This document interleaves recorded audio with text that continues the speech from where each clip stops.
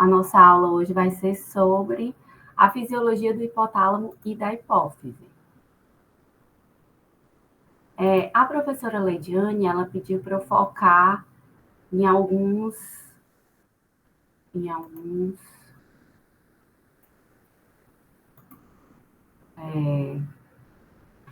momentos da aula, certo? Principalmente na conexão hipotálamo-hipófise e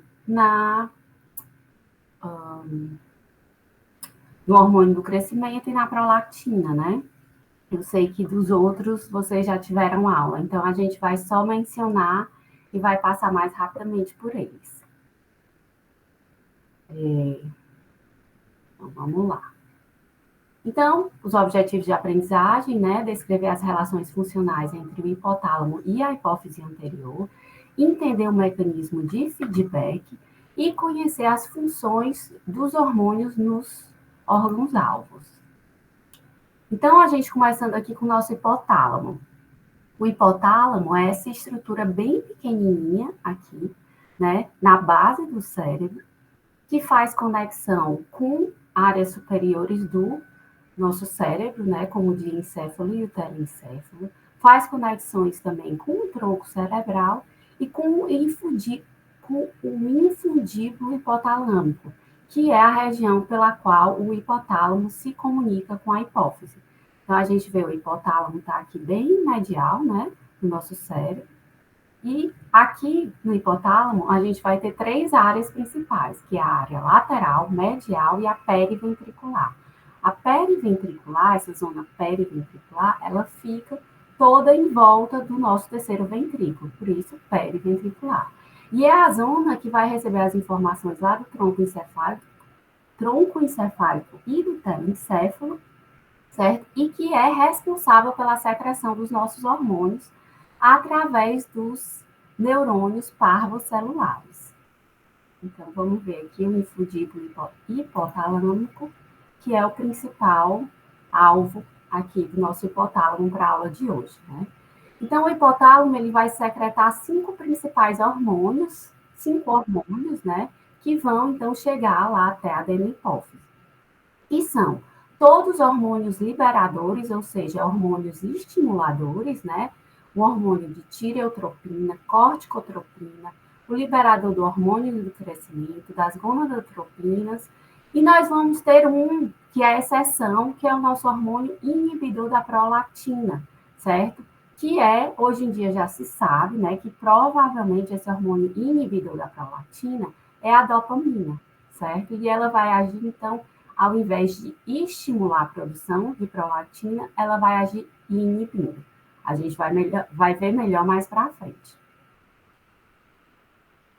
Então, aqui a gente tem o nosso hipotálamo, né? As nossas células neurosecretoras, que são os neurônios parvocelulares, que vão então produzir todos esses hormônios que eu acabei de mencionar.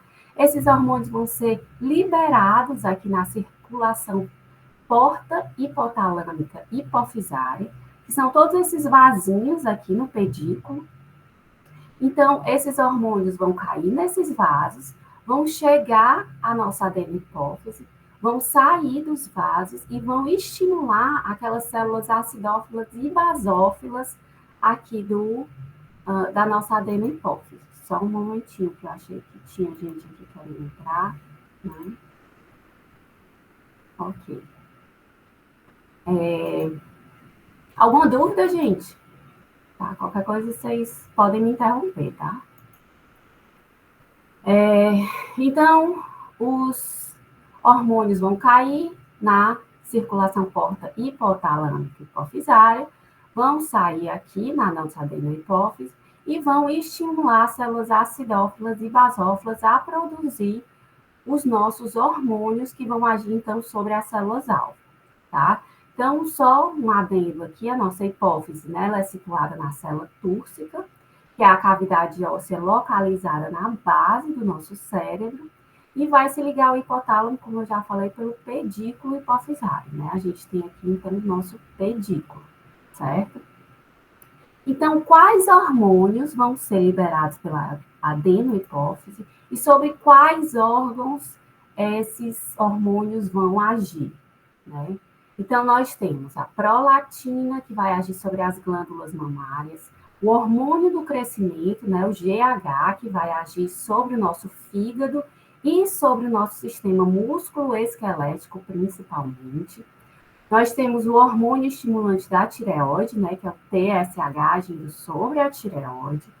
O hormônio adrenocorticotrófico, o ACTH, agindo sobre a suprarrenal. E o LH e o FSH agindo sobre os ovários ou sobre os testículos, tá? Então, começando com o eixo hipotalâmico, hipofisário, tireoide, eu vou só citar, tá, gente? Mas eu queria só relembrar a vocês os conceitos, né, das síndromes primárias, secundárias e terciárias. Lembrar que se a gente tiver problema na nossa glândula produtora, né, como um exemplo a glândula tireoide, a gente vai ter uma patologia primária. Se afetar a adenohipófise, é uma secundária. Se afetar o hipotálamo, é terciário, tá? Então, a nossa glândula tireoide vai produzir o T3 e o T4. Quando esse T3 e T4 está em grande quantidade, vai haver uma retroalimentação negativa, ou seja, um feedback negativo, que vai agir tanto sobre as células lá da adenohipófise, quanto aqueles neurônios lá do hipotálamo, avisando, ó, gente, tem muito T3 e T4 aqui na circulação, vamos diminuir a produção. TRH diminui a produção, TSH diminui a produção, e a gente, então, diminui a produção de T3 e T4. E assim a gente segue no fluxo, né? Aumenta um pouquinho, abaixa um pouquinho. É tanto que os nossos hormônios, eles têm uma faixa normal de funcionamento, né? Não tem um valor exato, porque a gente segue nessa flutuação. Quando começa a se estimular um pouco a produção, vai aumentar até atingir o teto, né? Da normalidade. Aí o corpo avisa, opa, chegamos aqui no nosso teto, agora é hora de diminuir. E aí diminui a produção e vai baixando, certo? Então, nós temos uma faixa de normalidade. Ok, alguma dúvida? Tá bom. Continuando. Eixo hipotalâmico hipofisário adrenal, que é o eixo que vai agir sobre as nossas glândulas adrenais que estão lá em cima dos nossos rins, né? Então, nós temos o hormônio corticotrófico, né, liberador de corticotrofina, desculpa, lá no hipotálamo, que vai estimular a ação do ACTH, vai estimular a produção e liberação do ACTH, que vai agir sobre as nossas adrenais, liberando cortisol, e o cortisol vai ter inúmeras funções lá no nosso corpo. Vai agir sobre o sistema imune, fígado, músculo, tecido adiposo. Né? E vocês já tiveram essa aulinha de monitoria ontem, né? Então, seguindo, nós temos também o eixo hipotálamo pituitária gonadal, certo? Então, o nosso GNRH, de novo, produzido lá pelo hipotálamo, vai agir sobre a hipófise e vai produzir, então, o LH e o FSH, e o LH e FSH vão agir sobre os ovários e os testículos, para então, para que então eles produzam a progesterona, estradiol, testosterona e inibinas, né, que vão agir inibindo esse ciclo. Eu sei que vocês vão ter aula de ciclo menstrual, né, então esse eixo vai ser aprofundado nessa área, nessa aula. E aqui a gente chega ao nosso segundo objetivo principal da aula, né? O primeiro foi o eixo hipotálamo hipófise, e agora a gente vai chegar nesse eixo hipotalâmico e hipofisário das mamas. O que acontece? Eu queria só que vocês não prestassem muita atenção aqui na ocitocina. Ela está aqui, eu vou explicar, mas a gente vai primeiro começar com a nossa célula produtora de inibidor da prolactina. Tá? Então, a gente tem aqui no nosso hipotálamo as células produtoras do PIH, hormônio inibidor da prolactina. Esses neurônios, então, vão produzir esse hormônio, e esse hormônio, a gente segue aqui a setinha vermelha, vai estar constantemente inibindo a produção da prolactina pela adenohipófise, certo? Enquanto a gente tiver o pH alto, a gente vai... Enquanto a gente tiver... Desculpa, é aqui. Quando a gente tiver o pH alto, a gente vai ter uma baixa ou nenhuma produção de prolactina, certo? Então, baixa prolactina. A partir do momento que a gente tem um estímulo, que eu vou já citar o estímulo, tá? Não é o som da criança chorando.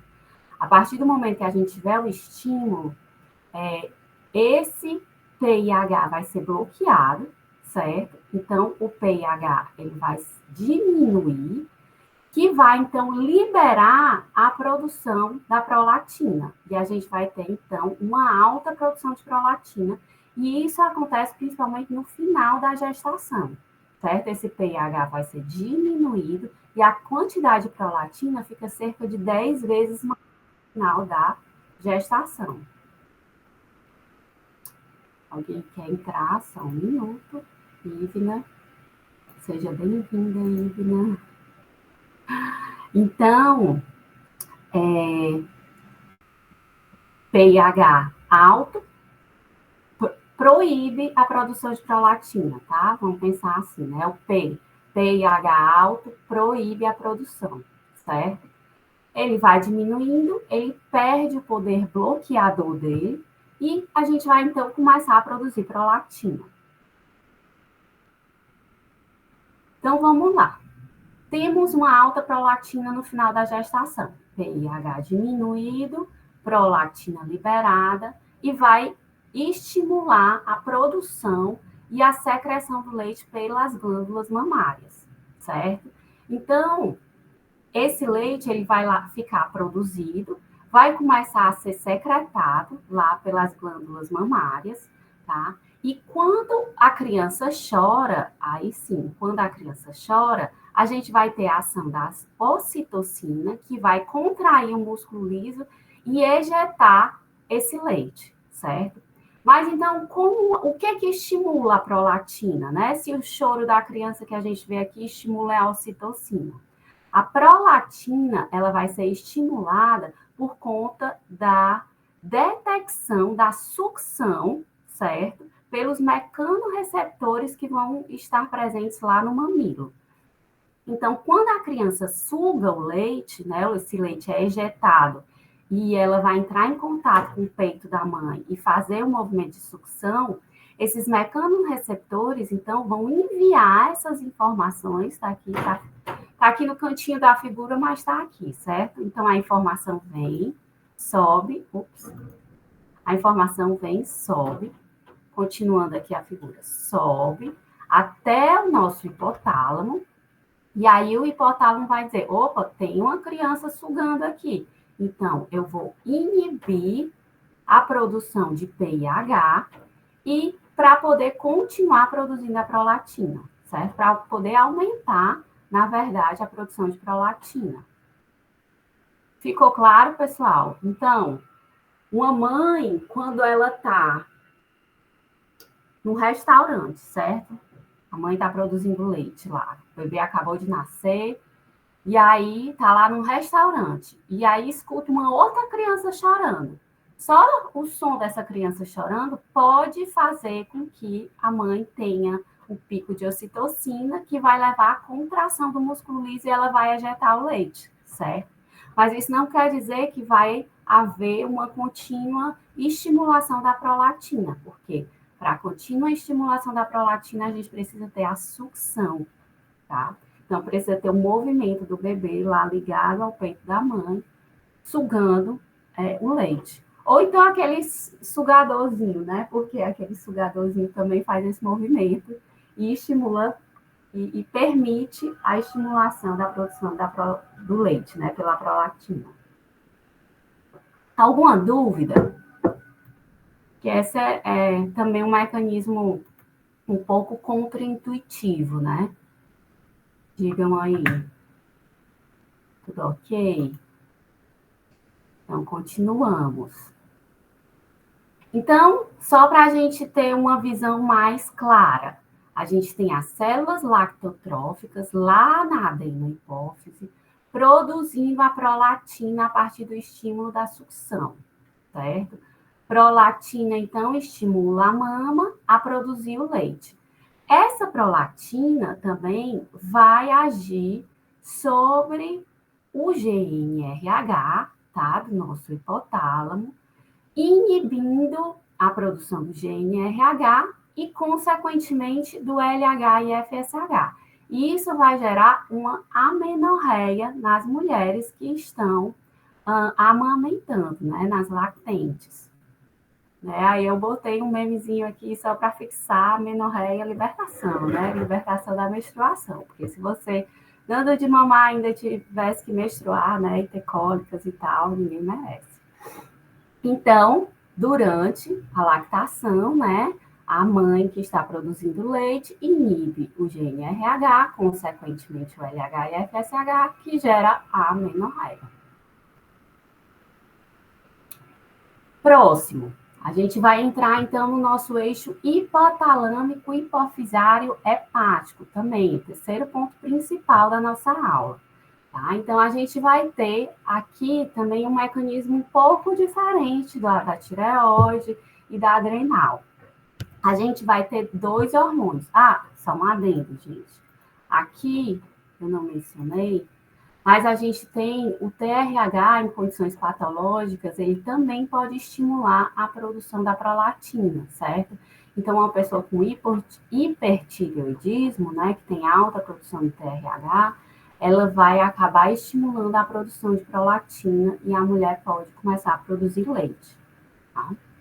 No hipertireoidismo descontrolado, certo? Descompensado, na verdade. Então, vamos lá. A gente tem dois hormônios aqui no eixo hipotalâmico hipofisário hepático. A gente vai ter o GHRH, que é o hormônio liberador do crescimento, estimulando a produção do GH, e a gente vai ter a somatostatina inibindo a produção de GH. Quando a gente tem um estímulo pelo GHRH, as células adenohipofisárias, então, vão produzir o GH. Esse GH ele é liberado em pulso, né, de forma pulsátil, que vai agir sobre o fígado e alguns outros tecidos, principalmente ossos e músculos. E esse fígado vai, então, produzir fatores de crescimento semelhantes à insulina. O principal dele é o IGF-1, também conhecido como somatomedina, certo? Ou somatomedinas, que são esses fatores de crescimento semelhantes à insulina, que vão, então, estimular o crescimento dos ossos e cartilagens, principalmente, também do músculo esquelético, e vai aumentar a produção de glicose. Lembrando que aqui também a gente tem a alça de feedback negativo, né? A nossa retroalimentação negativa. Então, quando a gente tem uma alta produção de IGF-1, a gente vai, então, ter essas somatomedinas detectadas aqui pela adenohipófise e pelo hipotálamo, e esses centros vão, então, dizer, opa, temos excesso de somatomedinas, vamos, então, parar um pouquinho a produção aqui, vamos diminuir essa produção para que a gente gere um equilíbrio, né? Mantenha a homeostase do nosso corpo. Se a gente tiver, então, uma diminuição desse IGF-1, então vai haver um aumento, né, do GHRH e, consequentemente, um aumento do GH. Então, a alta concentração de somatomedinas leva, então, ao estímulo da somatostatina, que é, então, inibitória de GH. Ok? Mas o que é exatamente que vai estimular? Oi. Pode repetir isso aí da somatostatina, por favor? Da inibição. Repito.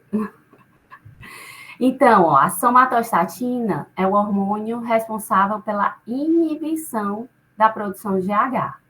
Então, se a gente tiver uma somatomedina aumentado, ou seja, um IGF-1, principalmente, né, aumentado, o que vai acontecer? O nosso hipotálamo detecta a alta produção, alta quantidade, né, alta concentração do IGF-1, e vai passar, então, a produzir a somatostatina, que vai, então, gerar uma inibição sobre o GH, porque o corpo está com muitas somatomedinas no momento. Então, não precisa de mais. Se não precisa de mais, quem faz o papel inibitório é a somatostatina, certo? Melhorou? Certo, obrigada. Nada. Então, vamos lá. Mas o que vai estimular ou inibir o nosso GH, né, nesse nosso processo, né, nesse nosso eixo? Então, o GH, é claro, ele é estimulado pelo GHRH, né, que é o hormônio produtor, liberador de hormônio do crescimento. Mas, além disso, os exercícios, o sono profundo, a baixa da glicose, o jejum e a grelina também vão agir sobre esse hormônio e estimulando a produção dele. Então, é só a gente lembrar que quando a gente é criança, eu não sei se vocês já ouviram falar que tem criança que tem aquela dor do crescimento. A dor do crescimento ocorre principalmente à noite, certo? Que é uma dor que... Desculpa, gente, é uma pessoa que quis entrar, a Lídia. Bom dia, Lídia. Eu me lembro porque eu tive essa dor do crescimento, sabe? Era uma dor nas pernas, assim, que acontecia quando eu ia dormir, quando eu acordava à noite. Aí eu me lembro que minha mãe, né, me levou no ortopedista e ele disse, não, é a dor do crescimento. Isso porque a gente cresce principalmente... Aí eu associei, né? A gente cresce principalmente à noite. Então, lembrar, as crianças vão ter a liberação do hormônio do crescimento, não necessariamente o crescimento é à noite, né? Mas é a liberação do hormônio. Acontece principalmente à noite, nas primeiras horas do sono profundo, tá? Então, se a criança não dormir e não tiver aquele sono reparador, aquele sono REM, esse hormônio não vai ser liberado, tá? Então, exercícios físicos intensos, sono profundo, e a gente pode associar esses 3 fatores aqui: glicose baixa, jejum e grelina. Quando a gente está com fome, a gente não tem energia, então a glicose está baixa. E a grelina, vocês vão aprender no próximo módulo, é um hormônio que é liberado quando o estômago está vazio, tá? Então a gente associa esses 3 aqui à fome, né? Glicose baixa, jejum e grelina. O GH vai ser, então, estimulado. Quando é que ele é inibido? Idade adulta e velhice. Né? A gente, depois que cresce, atinge a nossa estatura normal, a gente não vai ter quase liberação de GH. Então, idade, né? O envelhecimento, ele inibe a produção do GH. A somatostatina, que é o nosso hormônio inibidor. As somatomedinas, lembra do feedback? Então, se a gente tem muita somatomedina, a gente vai, então, estimular a somatostatina a inibir o GH, certo? Então, somatostatinas, somatomedinas inibem a liberação do GH. Glicose alta, a gente também pode ligar à obesidade, né? Muita energia, glicose alta inibe o GH. E o envelhecimento. Lembrar que se você fizer uma utilização desse hormônio do crescimento de forma endógena, todo o nosso loop aqui de produção do GH vai ser inibido, certo? Porque o nosso hipotálamo detecta o hormônio exógeno e vai me fugiu a palavra, interpretar. E vai interpretar como se a gente tivesse um excesso do hormônio do crescimento, certo? Então, vai levar à inibição da nossa alça aqui de produção do GH. E aí, gente, como é que vocês estão? Que é uma parte, né, que pode, assim, ficar um pouco confusa. Acho que está indo, né? Então, lembrar, hormônio do crescimento, infância. Hormônio do crescimento, infância, atividade, e aí fome, né? Fome, jejum, glicose baixa, grelina, certo? E estimulado. Obesidade, velhice e, claro, a utilização exógena também vai inibir. Pode repetir o eixo hipotalâmico hepático rapidinho. Pronto. Repito. Voltar. Devia ter colocado uma figura toda junta, né? Mas, enfim, temos o hormônio estimulador, temos o hormônio inibidor. Hormônio estimulador é o liberador do hormônio do crescimento, GHRH. Hormônio liberador do hormônio do crescimento, estimula a adenocórtex a produzir o GH. GH vai atuar principalmente sobre o fígado, a produzir as somatomedinas, ou IGF, principalmente o IGF-1. IGF-1, sim, vai agir sobre todas as partes do nosso corpo. Eu vou falar um pouquinho mais sobre ele a seguir, sobre a parte do nosso corpo, estimulando um crescimento mais contínuo, certo? Inibição, como é que funciona a inibição do hormônio do crescimento? Porque a gente não pode continuar crescendo para sempre, né? Senão a gente vai ter gigantismo, seríamos todos gigantes. Então, a gente precisa de um hormônio que pare a produção do nosso hormônio do crescimento. Esse hormônio é a somatostatina. Somatostatina estimulada inibe para aqui a produção do nosso GH. A gente, então, não vai ter a produção do IGF-1, certo? Quem foi que perguntou? Ok. Deixa eu continuar, vamos ver se vocês vão pegando, que ainda temos mais slides a respeito disso. Então, ó, um gráficozinho lá do Guyton, certo? Eu sei que a professora Leidiane botou ele, só para a gente exemplificar, né? O estímulo do GH. Então, ó, a gente vai ter uma secreção intensa do hormônio do crescimento durante exercícios intensos. Olha o pico que o GH está aqui. E durante o nosso sono, certo? Outro pico alto, demonstrando, então, a liberação do nosso GH durante esses momentos de exercício intenso e de sono intenso. Vai ser estimulado e vai haver um pico de produção de GH. Esse GH, né, vai agir sobre o nosso fígado para produzir a somatomedina. Mas por que a gente precisa desse IGF-1, Cíntia? Pelo amor de Deus, a gente não já tem o GH? Por que o GH não age, né, em todas as partes do nosso corpo e estimula o crescimento? Por que a gente precisa do IGF? Bom, o GH, pessoal, é um hormônio que ele tem uma meia-vida curta. Ele sobrevive pouco tempo no nosso corpo, certo? Isso porque ele se liga fracamente às proteínas plasmáticas. Não sei se vocês já aprenderam na farmacologia que uma molécula, para ela ficar na circulação, ela precisa estar ligada a proteínas plasmáticas, certo? A albumina é a principal delas. Então, o GH, ele não se liga muito a essas proteínas plasmáticas. Então, ele está ali rodando na circulação, e aí ele se liga e ele já vai se dissipando para os tecidos, certo? À medida que ele se dissipa para os tecidos, ele vai ser absorvido pelas células e vai ser utilizado. Então, a meia-vida dele é de cerca de 20 minutos, na verdade, menos de 20 minutos. Então, para a gente ter um fator que dure mais tempo no nosso corpo, a gente tem a somatomedina, né, que é o IGF-1. Então, esse GH vai passar pouco tempo na nossa circulação, vai agir ali sobre o fígado. Então, quando ele chegar no fígado, ele vai produzir a somatomedina, que tem uma meia-vida mais longa, né? Fica mais tempo ali no corpo, consegue ficar circulando e agindo de forma mais equilibrada, né? De forma mais longa em todos os tecidos do nosso corpo, prevenindo, então, uma ação exacerbada do GH, certo? E essa somatomedina, né, o nosso IGF-1, vou falar só IGF-1, tá?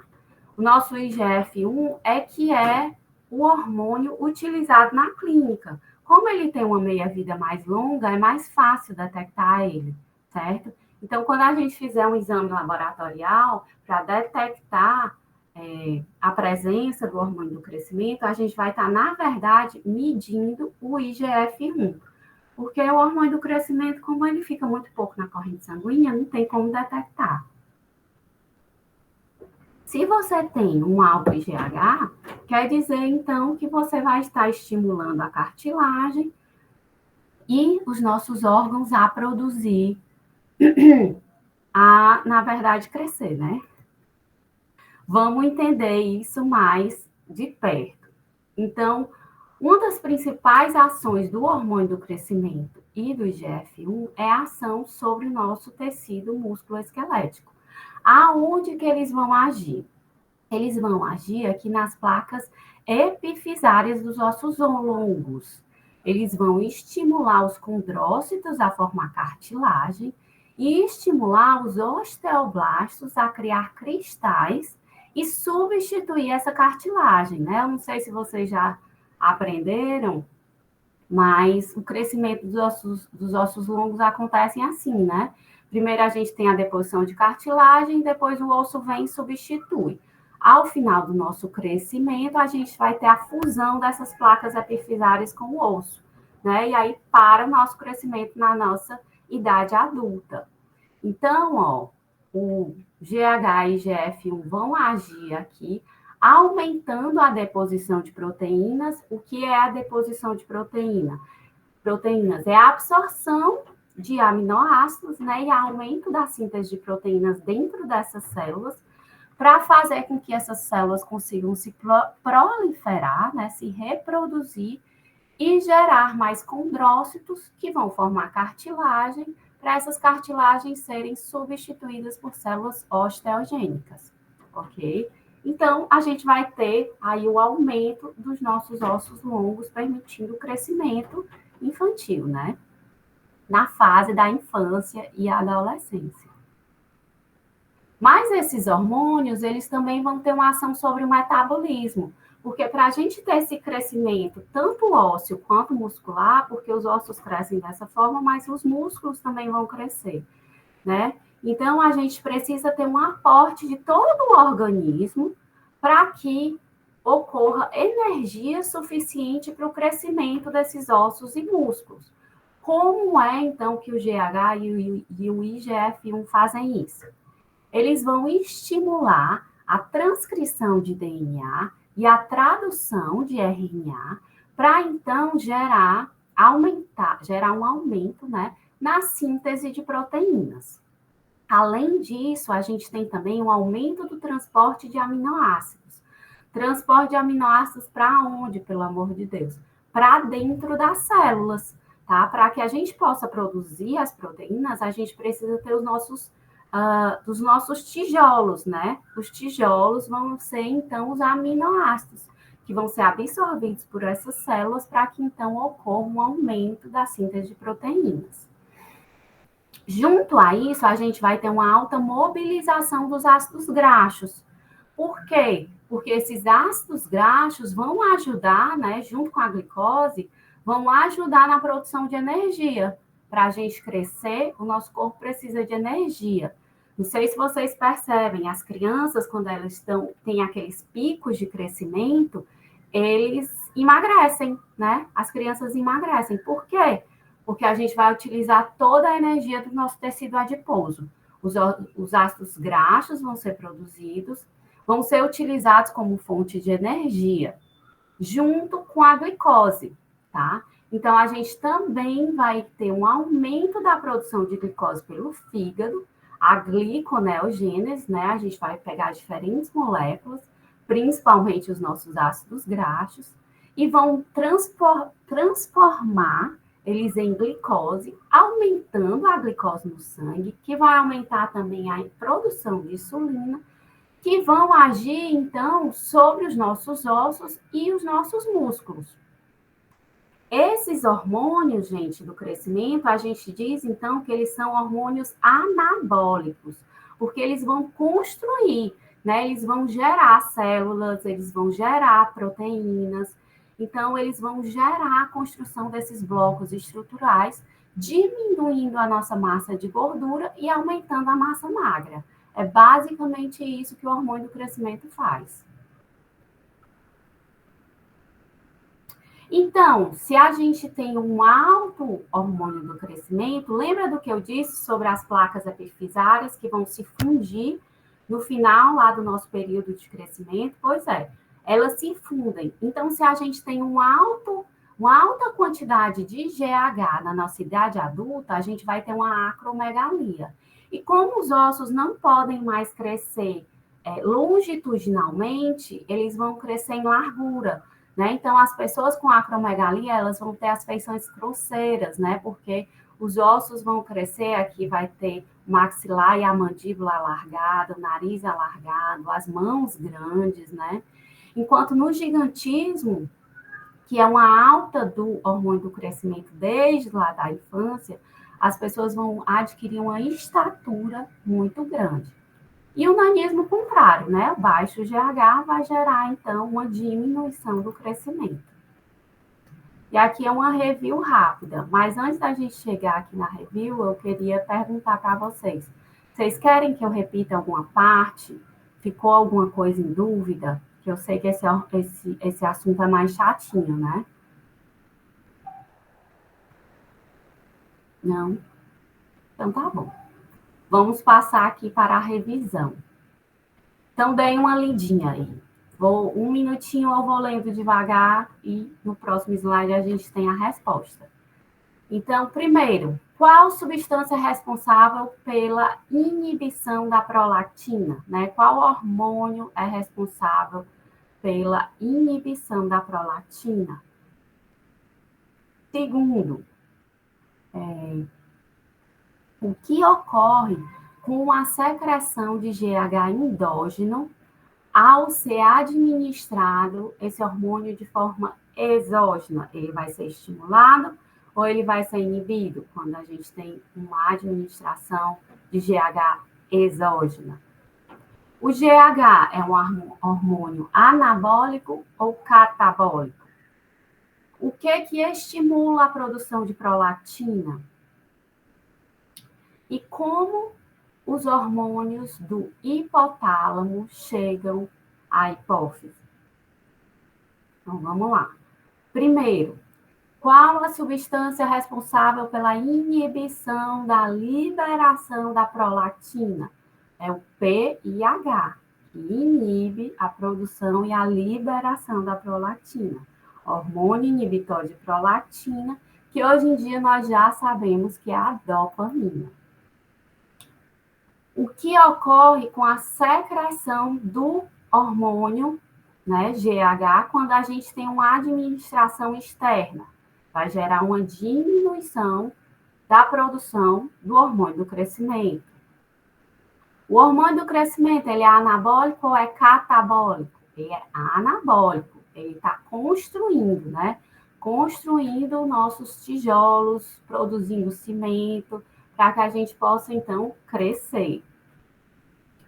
O que estimula a produção da prolactina? É a sucção do bebê, que vai ser detectada pelos mecanorreceptores presentes lá no mamilo da mãe. Como os hormônios do hipotálamo vão chegar até a hipófise? Através da circulação portal hipotálamo-hipofisária, certo? Através lá do pedículo hipofisário. E é isso, pessoal.